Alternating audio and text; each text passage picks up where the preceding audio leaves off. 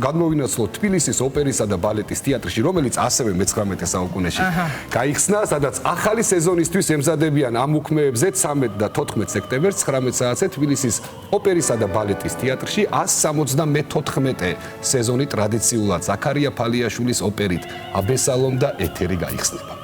Როგორ ემზადებიან არტისტები პრემიერისთვის, ჩვენი ჟურნალისტი ნინა ოთარაშვილი ჩაგვერთვება ახლა ოპერიდან და მისგან შევიტყობთ უფრო მეც.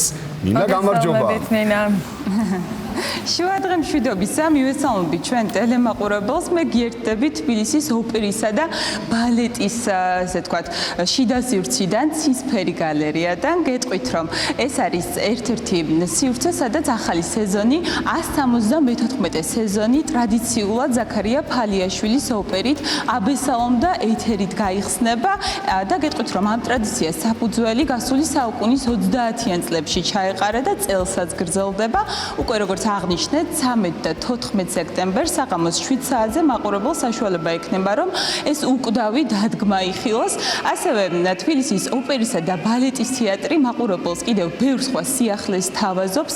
მაგალითად, ერთ-ერთი არის ქართული საოპერო მუსიკის, ესე ვთქვათ, მოივლიან სხვადასხვა რეგიონში და ასევე უკვე 19 სექტემბერს მაყურებელს საშუალება ექნება, რომ აქ იხილოს სიმფონიური მუსიკის კონცერტი. ჩემთან ერთად იმყოფება ბატონი ზაზა აზმაიფარაშვილი, რომელიც არის დირიჟორი და უფრო მეც გვესაუბრება ახალ სეზონთან დაკავშირებით. შუადღე მშვიდობისა, ბატონო ზაზა, მადლობა, რომ გამოგვიყავით დრო ამ დატვირთული ახალი სეზონის პირობებში, რომ გავაცნოთ ჩვენს ტელემაყურებელს, რას თავაზობს თბილისის ოპერისა და ბალეტის თეატრი. მოგესალმებით. ეს არის 174 რიგით სეზონი. ყველა მზადყოფნაში ვართ, რომ აბესალომ და ეთერი ტრადიციულად გავიდეს, რა თქმა უნდა, პირველ რიგში და წარმატებულად ვეცდებით ყველაფერი გავაკეთოთ იმისთვის, რომ მოვაწონოთ თავი ჩვენს მსმენელს. გეგმები ძალიან საინტერესო გვაქვს. სულ ცოტა ხანში იქნება უკვე პრემიერა პუჩინის ჩიოჩიოსანის ოქტომბერში ალბათ. შემდეგ როცინი უნდა იყოს სევილიის დალაქი და ასევე ფიგაროს ქორწინება მოცარტის. კიდევ რამდენიმე სპექტაკლი იქნება ასევე დადგმით. მაგრამ რაც თავარია, თეატრს აქვს ის შესაძლებლობა, რომ გაიტანოს ქართული ოპერები საზღვარგარეთ. ძალიან ბევრს მუშაობენ ამისთვის ბადრი მაისურაძე, გიორგი ანტოლაძე და ალბათ ახლა იქნება პარმაც, ალბათ იქნება ფლორენციაც და გავაცნობთ ჩვენს ქართულ მუსიკას უცხოელ მსმენელს.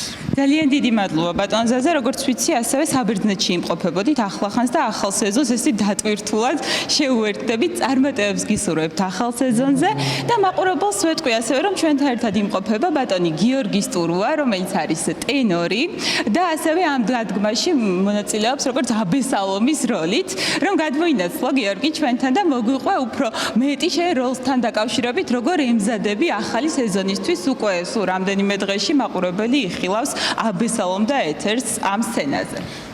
დიახ, მოგესალმებით, ძალიან დიდი მადლობა, რომ აქტიურად აინტერესდებით ჩვენი თემით და მივესალმებით თქვენს მაყურებელს.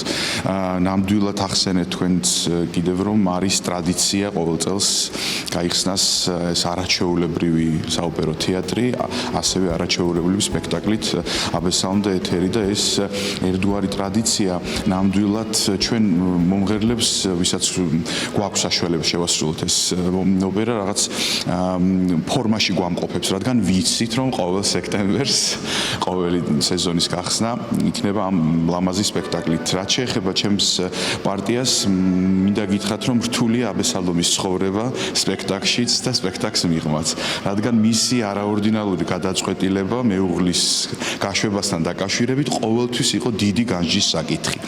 შესაბამისად, ჩემთვისაც როგორც შემსრულებლისთვის რთულია ეს საკითხი, რადგან რთულია იყო კონფლიქტში შენს მიერ შესრულებულ გმირთან, ასე რომ დღიდან პირველად შესრულების ამ პარტიის ვცდილობ ჯერ გავიგო აზრი, შინაარსი თუ რა მიიყვანა აბესალომი ამ გადაწყვეტილებამდე და ამის შემდეგ უფრო მარტივად და გასაგებად გახდა ჩემთვის ეს პარტია შესასრულებელი და მგონი მაყურებლისთვის. ასე რომ გელოდებით 13-ში და 14-ში და გვპირდებით რომ სპექტაკლი იქნება სავსე ძალიან დიდი სიყვარულით, ძალიან დიდი ემოციით, ძალიან ბევრი მაღალი ნოტებით და გვპირდებით ნამდვილ დღესასწაულს.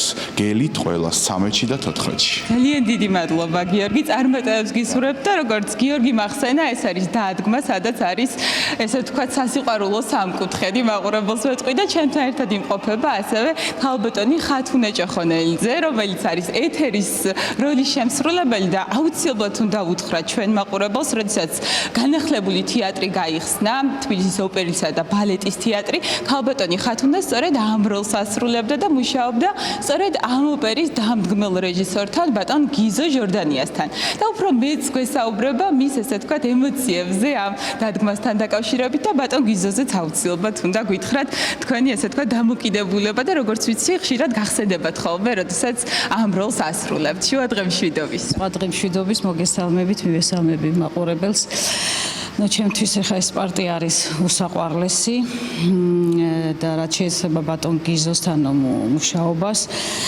პირველად როცა მქონდა მასთან შეხვედრა, პირველი რეპეტიცია, ესე იგი ვინერვიულე წრემლებით წამომივიდა, შემეშინდა, დავიძაბე, შემრცხვა, არ ვიცოდი ფეხისად გადამედგა, როგორ გამეკეთები, იმიტომ რომ ეხლა არ მქონდა ესეთი შეხება ამხელა დიდ რეჟისორთან და შემდეგ ყოველთვის მეუბნებოდა, რომ არ მინდა ეს შენი ზედმეტი ჟესტიკულაციები, ხელებით, სხეულით იფიქრე შიგნიდან, ვინ იყო ეს პერსონა, რას აკეთებდა, რას წარმოადგენდა ეს ადამიანი, ეთერიზეა საუბარი და იქედან გამომდინარე ყოველთვის გააკეთე შენი ემოციებიო და ყოველთვის ესე სულ თბილად სიყვარულით და მე ყოველ ჯერზე, აი როდესაც გამოვდივარ ეთერის პარტიაში და მაქვს ამის საშუალება და მადლობა ამ თეატრს კიდევ ამისთვის და ამ ჩემს უსაყვარლეს პარტიას უმღერი, ყოველთვის მახსენდება ბატონი გიზოს სიტყვები, რომ იყავი თავისუფალი, იყავი ლაღი, იყავი ნაზი, იყავი ის, ვინც არის ეთერი და ყოველთვის ვცდილობ ამას და მე მგონი, რომ რა ვიცი, ნელ-ნელა უფრო და უფრო მეტად შევდივარ ამ როლში და ამ ადამიანი, ამ პერსონაჟში, რომ აი მართლაც მე არ შემიძლია, მე არასოდეს არ მითამაშია ეს სპექტაკლი და შემისრულებია ცრემლის გარეშე. ან ძალიან ემოციურია თქვენთვის ეს როლი და როგორ ემზადებით კონკრეტულად ამ სეზონისთვის, როგორც ვიცით, უკვე 174 სეზონი იხსნება. ბატონო, ვემზადებით, ეხლა ჩვენ დავბრუნდით საბერძნეთიდან ფესტივალზე ვიყავით და სწრაფად შევედით ეთერის პარტიაში, ну, ცოტა ქართული ოპერა მაინც განსხვავებულია, რა თქმა უნდა, სხვა ფორმა ჭირდება. და რა ვიცი, ყველა ჩემი კოლეგები ვემზადებით, მქონდა უკვე ერთი რეპეტიცია, დღეს გვაქვს გენერალური რეპეტიცია და მოკეთ ყველას დიდი სიყვარულით ვეპატიჟებით 13-ში, 14-ში ამ არაჩვეულებრივ უკვდავ ოპერაზე. ძალიან დიდი მადლობა ქალბატონო ხათუნა, წარმატებებს გისურვებთ და ჩვენთან ერთად ასევე იმყოფება მურმანის როლის შემსრულებელი ბატონი ნიკოლოზ ლაგვილავა, რომელიც ასევე ესე ვთქვათ გიზო ჟორდანიასთან ერთად ამუშავეთ ეს როლი და ასევე თქვენც მღეროდით განახლებული თეატრის გახსნაზე. თქვენი ემოციები რომ მოგვიყვეთ და თქვენ როლზეც რომ ვუამბოთ ჩვენს ტელემაყურებელს. მოგესალმებით პირველ რიგში, მადლობა. ძალიან ყოველთვის ძალიან თბილი და ძალიან ისეთი ემოციებით ვიხსენებ ამ პროცესს, ამ სპექტაკლის შექმნის პროცესს და ბატონ გიზოსთან სამწუხაროდ ჩვენ გვიან გავიცანეთ ერთმანეთი, მაგრამ პირველივე დანახვისთანავე ძალიან დავმეგობრდით და ძალიან გავუგეთ ერთმანეთს. მე რაც შეეხება იცით რა შეასაქმე, ძალიან დიდი მნიშვნელობა აქვს, როცა სპექტაკლი შენზე იდგმება. და ისეთი გამოცდილი, ისეთი ნიჭიერი, ისეთი გამოცდილი და ისეთი ეს მსახიობებთან მუშაობის დიდი პრაქტიკის მქონე რეჟისორი, როგორც ბატონი გიზო იყო, როცა გენდობა. და მე ვარ ის ერთ-ერთი გამონაკლისი, რომელსაც ის ენდო. და მე ამას გძნობდი პირველივე დღიდან მოყოლებული. რაც შეეხება თვითონ ოპერას, ბავშვობიდან ძალიან მხიბლავდა მურმანის როლი, მურმანის პარტია, როგორც ვოკალურად, ასევე შინაარსობრივადაც, იმიტომ რომ როგორც მე მარტო მომღერლობაზე არ მაქვს პრეტენზია, ცოტა სახეზეც ვფიქრობ ყოველთვის და ძალიან საინტერესო სახეა.